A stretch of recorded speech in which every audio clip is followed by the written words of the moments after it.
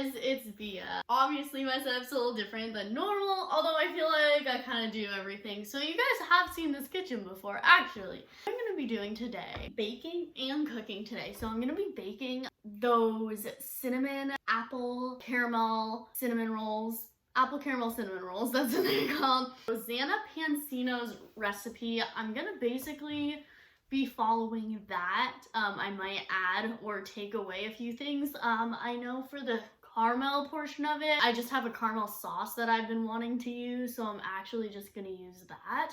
But I literally had 2 apples left when I was watching this video, and I was like, it's a sign. It's a sign, because like I literally had 2 apples left. I've been wanting to do something apple-y, and like every apple recipe I feel like is like more than 2 apples. So when I saw this, I was like, I have to do it. I just have to. So I'm gonna be following her recipe. I have all the ingredients. Sometimes I don't, because I'm not good at paying attention to what I need before I start baking. 5 cups of flour. Okay, got 1 cup, 2 cups. I'm gonna pre-chop my apples, so I'll be back in a minute. I chopped up my apples. So I got my 5 cups of flour. Next step is sugar. 1/4 cup of sugar. All right, we'll just do that. A little bit more. All right, now one tip I can give you when you're baking or cooking is to put things away when you're done with them. 2 of these. I've actually only worked with yeast a couple times. Salt. I always just kind of eyeball the salt. I don't really like salt. Whisk the flour, sugar, salt, and instant yeast together. Let's go into our wet ingredients. I literally was about to film and do this whole recipe, and I was reading the ingredients and it said milk, and I had literally meant to get milk today because we ran out. So I ran over to the grocery store literally at 10 o'clock at night and just like grabbed 2 gallons of milk. Like that was it. That was my whole adventure to the grocery store. So you do that, and then you do the butter. My butter is not quite room temperature right now, but I'm heating it up anyway, apparently. Okay, see? Boom, boom, boom. I don't want the butter to splash. Okay, good. So let's just put this on low heat. Put it up a little bit. I feel like 4 is a good temperature. So the butter got all melted, so that's great. Put the pot on this Halloween thingamabob. Also, these bowls glow in the dark. Do you guys want to test it out? Oh yeah, she glows. Oh, cute! Put this in here, actually. I know I literally said I was gonna use this, but I'm gonna pour this right in here. I think it's fine.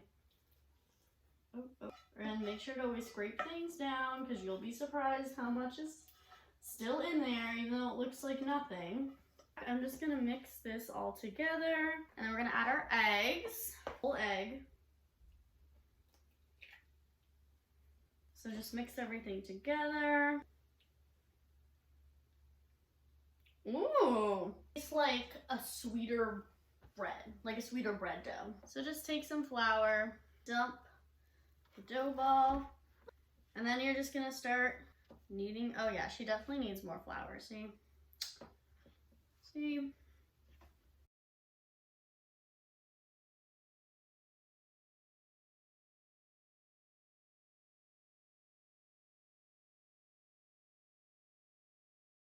Call it good on that. So, alright, because my bowl is pretty big, and we're gonna put her off to the side. I'm gonna start on the filling. I'm gonna do 2/3 cups of brown sugar. She says dark brown sugar. Oh, I have dark brown sugar. Cute! Oh my. Brown cinnamon, yeah, I'm just gonna kind of, I always add an extra anyways. Yeah, that's about good. Nutmeg, so we're just gonna put in, I don't know, about that much. Then I'm gonna add some of this. It hasn't even been opened yet. Oh yeah, that could definitely go in there, for sure. I don't really know how much to add of this though. I've never used it before, or any, wow, she's really stuffed in there. She's like, oh, okay, that's enough. That looks good. It also said softened butter, so let me just pop this in the microwave. And it said 2 tablespoons, but I have like 4 tablespoons and then like a little bit. Oh my god. Okay. Whoa. Okay, that's awesome. I'm gonna sprinkle that out. And now I get to take. Okay, so now we're just gonna roll the dough out.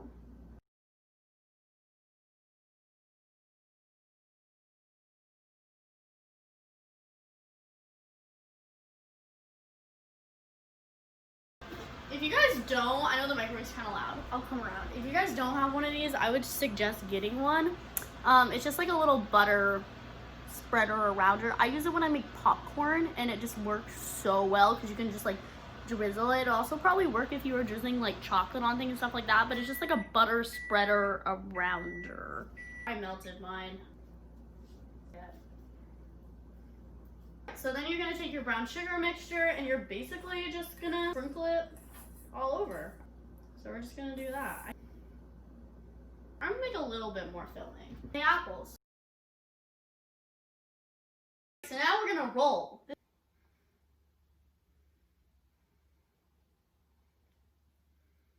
Just wanna keep it as small as you can.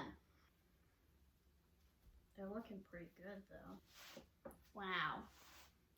I see how big. So she said like make 12, but like I'm basically just gonna start from the middle and keep cutting in the middle until, you know, cause I think I don't really care how many I make at the end. 1, 2, 3, 4, 5, 6, 7, 8, 9, 10, 11, 12, 13, 14, 15, 16 if you're counting the knots. I won't be mad. Okay, so there's a pack of noodles. Oh, so it is a powder. Okay, so good thing I got the vegetable broth. Okay, put the eggs in with the tongs so they don't crack.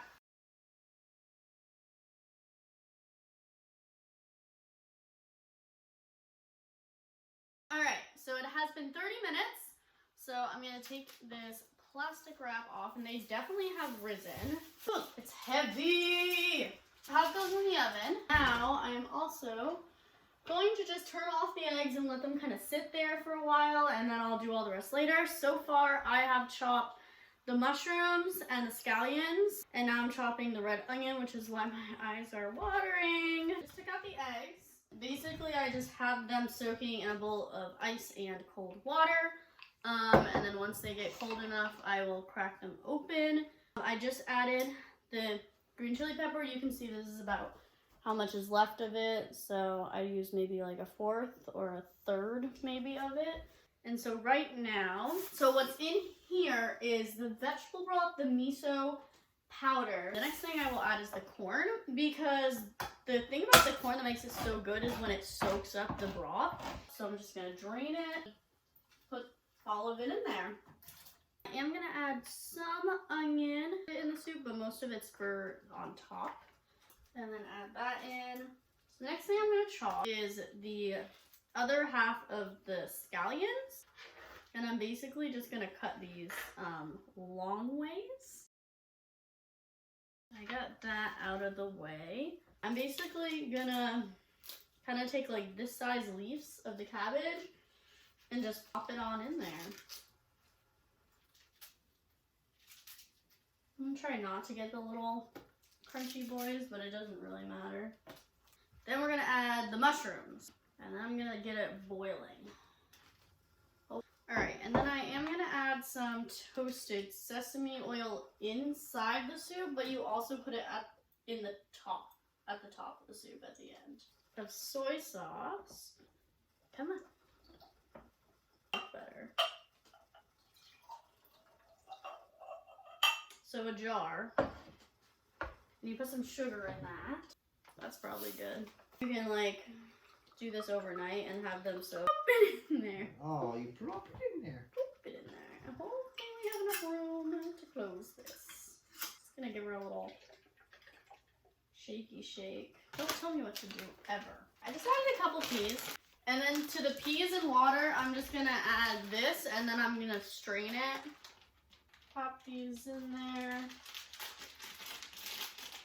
Bring her over going to put some broth in there.